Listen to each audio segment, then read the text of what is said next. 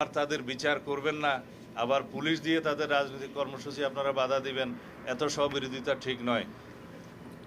বিচার বিভাগের সংস্কার রিপোর্ট আজকে জমা হবে। বিচার বিভাগ নিয়ে দুইটা কথা বলি।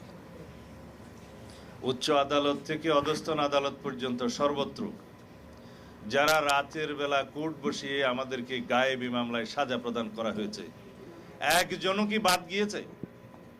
একজনেরও কি চাকরি গিয়েছে? একজনেরও কি জবাবদিহিতা নিশ্চিত করা গেছে? না। এনারা এত বেশি স্বাধীন হয়েছে। আমরা বিচার বিভাগের স্বাধীনতা নিশ্চিত করার জন্য অনেক কনস্টিটিউশন রিফরমেশনের প্রস্তাব আমরা দিয়েছি। আমি নিজে হ্যান্ডওভার করেছি দলের পক্ষ থেকে। সেদিনও আলাপ করেছিলাম যে এই বিচার বিভাগকে আমরা এত বেশি স্বাধীনতা দিচ্ছি কিন্তু জবাবদিহিতার কোনো জায়গা রাখছি না। এই কারণেই বোধহয় অধস্তন আদালতের